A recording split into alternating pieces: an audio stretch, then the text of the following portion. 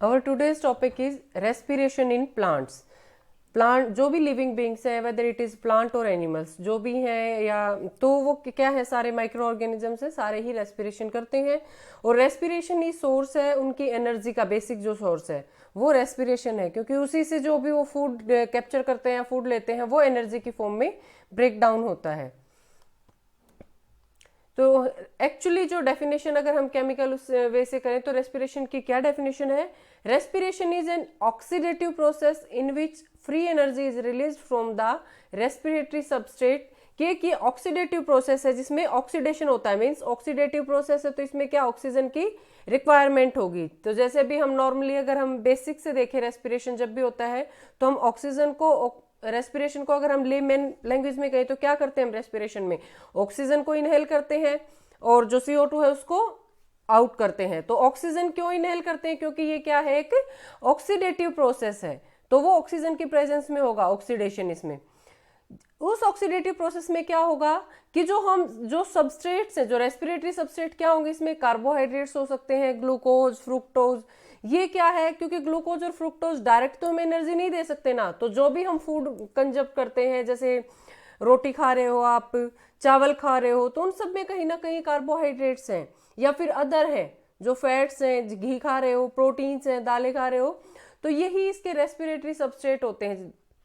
तो वो सारे क्या है, अल्टीमेटली जो भी हम खाना खाते हैं वो सब किस में ब्रेक डाउन हो जाता है? ग्लूकोज और फ्रुक्टोज में। और ये ग्लूकोज एंड फ्रुक्टोज, जो ग्लूकोज है वो बेसिक यूनिट है, वो फिर फर्दर ब्रेक डाउन होता है इन टू रिलीज फ्री एनर्जी। और वो फ्री एनर्जी किसकी फॉर्म में रिलीज होगी? ATP की फॉर्म में, एडिनोसिन ट्राइफॉस्फेट। ये आपको पता भी है, एनर्जी करेंसी कौन सी है सेल की? ATP। तो इस ATP की फॉर्म में वो एनर्जी रिलीज होगी, और वो किसके थ्रू होगी?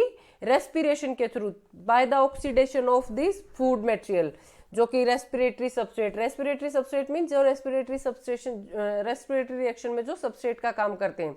जैसे यहाँ पे C6H12O6 क्या शो कर रहा है? Glucose plus 6O2, oxidation process के लिए ऑक्सीजन रिक्वायरमेंट है, leads to 6CO2, 6H2O and 36 ATP। ये पूरे रेस्पिरेशन के प्रोसेस में 36 और 38 ATP बनते हैं। तो ये क्या है, इसमें सबस्ट्रेट कौन यूज हो रहा है? ग्लूकोज। ये आपने रिएक्शन देखी हुई सी भी लग रही होगी, क्योंकि ऐसी ही रिएक्शन क्या है, फोटोसिंथेसिस में भी यूज होती है, बट वो इसके उल्टा होती है, क्योंकि फोटोसिंथेसिस में क्या, CO2 और H2O से लेके ग्लूकोज बनते हैं जो प्लांट्स यूज करते हैं। तो ये उसमें उल्टा है, जो ग्लूकोज बना है वो वापस से ब्रेक डाउन होता है for gaining energy in the form of ATP। जो वन मॉलिक्यूल है ग्लूकोज का, जब वो कंप्लीटली ऑक्सीडाइज हो जाता है CO2 में, जो वन मॉलिक्यूल ग्लूकोज का CO2 में ब्रेक डाउन होगा और वाटर में, तो उस टाइम जो एनर्जी निकलती है that is to be 686 kilo calorie, या फिर 2870 किलो जूल। इतनी एनर्जी उसमें से निकलती है। तो approximate 32 moles of ATP are generated per molecule of glucose oxidise to CO2 and water. इतनी उसमें से एनर्जी निकलेगी। उसके बाद बारी आती है रेस्पिरेटरी सबस्ट्रेट की। हमने तो यहाँ पे बात की है कि जो रेस्पिरेटरी सबस्ट्रेट है वो ग्लूकोज है।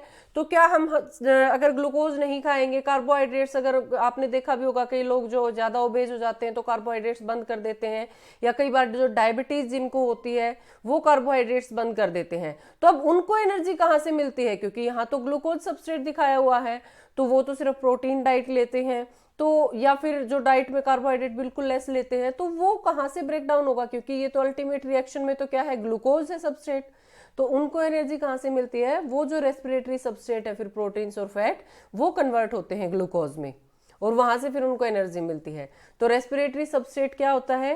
कोई भी ऑर्गेनिक कंपाउंड, कोई भी जो ऑर्गेनिक कंपाउंड है which provide energy by its oxidation, कि जो अपने ऑक्सीडेशन से अगर उसको एनर्जी प्रोवाइड करेगा बॉडी को या किसी भी लिविंग ऑर्गेनिज्म को, that is respiratory substrate. That में भी carbohydrates like glucose, fructose, sucrose, fats भी हो सकते हैं, लिपिड्स, ऑर्गेनिक एसिड्स भी हो सकते हैं, और ऑर्गेनिक एसिड जैसे malic acid, citric acid, oxalic acid, and proteins also, proteins भी हो सकते हैं।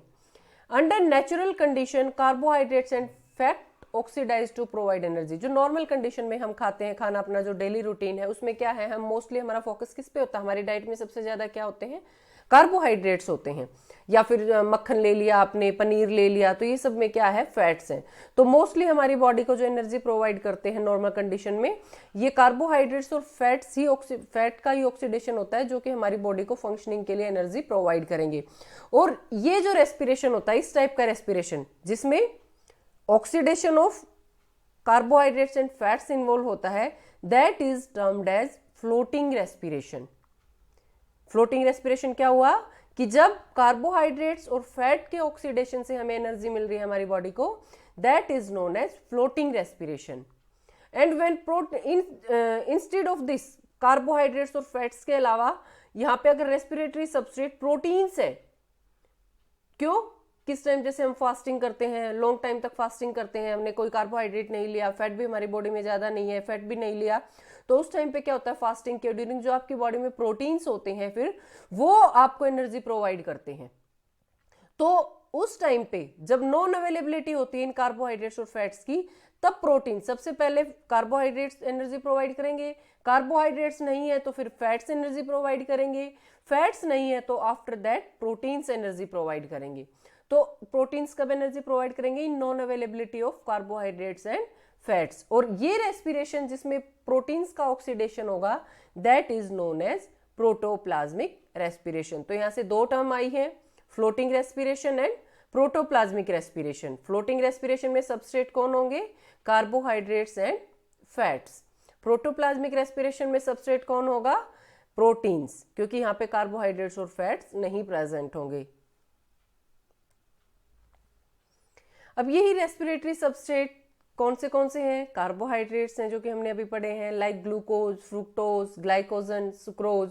फैट्स, जब कार्बोहाइड्रेट्स अवेलेबल नहीं होंगे, जैसे हम फास्टिंग करते हैं, आपने जैसे देखा होगा रूटीन डाइट में जब भी बताते हैं किसी को ओबेज पीपल हैं तो उनको कहते हैं कि आप अपनी जो कार्ब डाइट है वो लेना कम कर दो, कार्बोहाइड्रेट्स लेना कम कर दो। अगर कार्बोहाइड्रेट्स लेना कम कर देंगे तो जैसे किसी का पेट बढ़ा हुआ है तो वो क्या है, क्योंकि वो फैट के डिपोजिशन की वजह से है। तो जैसे ही हम कार्बोहाइड्रेट डाइट में बंद कर देते हैं तो हमारा डिपॉजिट जो फैट होता है बॉडी में, फिर वो हमें एनर्जी देना शुरू कर देता है, वो बर्न होना शुरू हो जाता है और उसकी वजह से जो हमारा वेट है वो डिक्रीज होना शुरू हो जाता है। तो फैट्स कब काम करते हैं, जब जो कार्बोहाइड्रेट्स हैं वो खत्म हो जाते हैं। जब तक हमारे पास कार्बोहाइड्रेट अवेलेबल होगा तो हमारा जो डिपॉजिट फैट है वो ऐसे कैसा रहेगा। तो इट मीन्स जो हम अपनी डाइट में कार्बोहाइड्रेट्स को कम नहीं करेंगे और हम अपना वेट कम करना चाहते हैं तो वो पॉसिबल नहीं है, क्योंकि कार्बोहाइड्रेट्स बॉडी को इजीली मिल रहे हैं और वो सबसे बेस्ट सबस्ट्रेट है क्योंकि वो ग्लूकोज की फॉर्म में मिल रहा है। फैट्स को पहले उसको ग्लूकोज में तोड़ना पड़ेगा, फिर वो उसको यूज करेगा। तो लंबा काम तो कोई भी नहीं करना चाहता ना, आसान वाला करना चाहते हैं। तो इसलिए हम कार्बोहाइड्रेट्स को कम करें अगर वेट कम करना है तो। अगर कार्बोहाइड्रेट्स को कम कर देंगे तो उस टाइम हमारी बॉडी में क्या है, जो फैट डिपॉजिट है किसी भी टिश्यू में, किसी भी उसमें, वो फिर एज ए एनर्जी सोर्स या रेस्पिरेटरी सबस्ट्रेट यूज होना शुरू हो जाएगा और वो वहां से एडजस्ट होना शुरू हो जाएगा। थर्ड है प्रोटीन्स। जब हम भूखे होते हैं, भूख के टाइम पे, तो उस टाइम पे क्या है, रेस्पिरेटरी सबस्ट्रेट, खासकर लॉन्ग टर्म जो फास्टिंग होती है, जैसे रोजा रखते हैं या हम नवरात्रे रखते हैं, उस टाइम पे क्या है, बहुत कम कार्बोहाइड्रेट्स तो नाम मात्र के लेते हैं।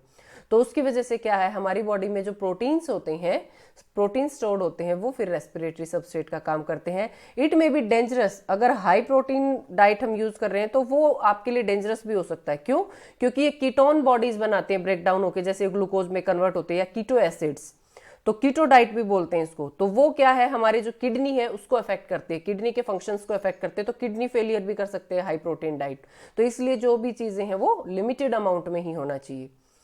उसके बाद फोर्थ है ऑर्गेनिक एसिड्स, लाइक बाई कैम्प प्लांट्स, एज ए जो जैसे कैम्प प्लांट्स हैं, जो कैम्प प्लांट्स हैं वो रेस्पिरेटरी सबस्ट्रेट के रूप में किसको यूज करते हैं, क्रेसुलेशियन एसिड मेटाबॉलिज्म प्लांट। वो किसको यूज करेंगे, जो मैलिक एसिड्स है उनको as a respiratory substrate use करेंगे। तो ये डिफरेंट जो रेस्पिरेटरी सबस्ट्रेट है इस टाइप से 4 टाइप के हैं। Now we comes to the types of respiration. 2 type का रेस्पिरेशन है, aerobic respiration and anaerobic respiration. अब हम बात कर रहे थे कि रेस्पिरेशन की जब भी हम बात करते हैं तो हमारे ध्यान में आता है कि हम ऑक्सीजन को इनहेल करते हैं और CO2 को एक्सहेल करते हैं, जबकि अगर यहाँ पे हम देखेंगे एनएरोबिक रेस्पिरेशन में ऐसा नहीं है, ये इस चीज को गलत शो करेगी। तो क्या है एरोबिक रेस्पिरेशन, एरोबिक रेस्पिरेशन में क्या होगा, मोस्ट कॉमन जो मेथड है, लिविंग बींग्स में मोस्टली एरोबिक रेस्पिरेशन है।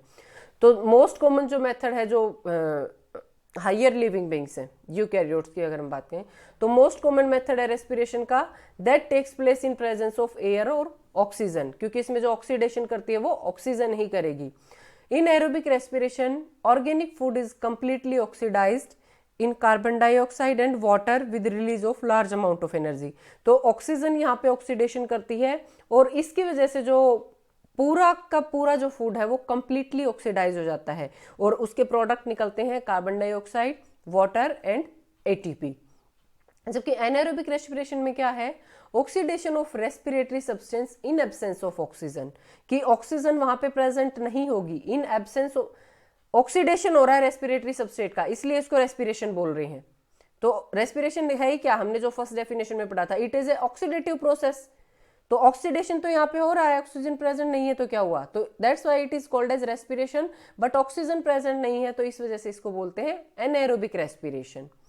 This is incomplete breakdown of organic food. तो इसमें बट क्या है, जो ऑर्गेनिक फूड है उसका कंप्लीट ब्रेकडाउन नहीं होगा, कुछ इंटरमीडिएट कंपाउंड्स बनेंगे like ethanol, lactic acid etcetera are produce with release of CO2 and very less amount of energy. क्योंकि कंप्लीट ऑक्सीडेशन नहीं हो रहा तो जो अमाउंट ऑफ एनर्जी है वो भी बहुत ज्यादा रिड्यूस हो जाएगा इसमें और CO2 रिलीज होगी। तो ये है दोनों में डिफरेंस, एक है aerobic respiration and second is anaerobic respiration. Types of respiration जो हमने अभी डिस्क्राइब किए थे अर्लियर स्लाइड्स में, aerobic respiration and anaerobic respiration, उनमें डिफरेंसेस, कॉमन डिफरेंसेस है, ये आप सबको पता है। Aerobic respiration means it requires molecular oxygen, anaerobic है तो it does not require the molecular oxygen. Respiratory substrate क्या होंगे एरोबिक रेस्पिरेशन में, ये फुल्ली ऑक्सीडाइज्ड होगी और इसके जो प्रोडक्ट्स होंगे वो होंगे CO2 एंड H2O। तो इसके एंड प्रोडक्ट है CO, कार्बन डाइऑक्साइड और वाटर। जबकि एनाएरोबिक रेस्पिरेशन में क्या है, उसका कंप्लीट ऑक्सीडेशन नहीं होता, पार्शियल ऑक्सीडाइज होती है and end products are carbon dioxide and ethyl alcohol and lactic acid. वो डिपेंड करेगा कि वो अल्कोहलिक फर्मेंटेशन है या लैक्टिक एसिड फर्मेंटेशन है, उस पर डिपेंड करेगा, जो इथाइल अल्कोहल होगा या लैक्टिक एसिड होगा। It occurs partially in the cytoplasm. इसके जो कुछ स्टेप्स हैं एरोबिक रेस्पिरेशन में, जैसे ग्लाइकोलिसिस है वो साइटोप्लाज्म में होगा। अदर जो आगे के स्टेप्स हैं जैसे क्रेब्स साइकिल है जो आप आगे वाली वीडियोस में भी पढ़ोगे, क्रेब्स साइकिल है, इलेक्ट्रॉन ट्रांसपोर्ट चेन है या कीमोस्मोसिस है, वो सारा किस में होगा, माइटोकॉन्ड्रिया में होगा। बट जो एनाएरोबिक रेस्पिरेशन है ये कंप्लीटली साइटोप्लाज्म में होती है। इन aerobic respiration 38 or 36 ATP molecules are formed from a glucose molecule, while 2 ATP molecules are formed from a glucose molecules। तो इसकी जो एफिशिएंसी है वो काफी कम हो जाती है, ओनली 2 ATP molecule बनते हैं, जबकि यहाँ पे 36 या 38 ATP molecules बनते हैं इन एरोबिक रेस्पिरेशन। थैंक्स।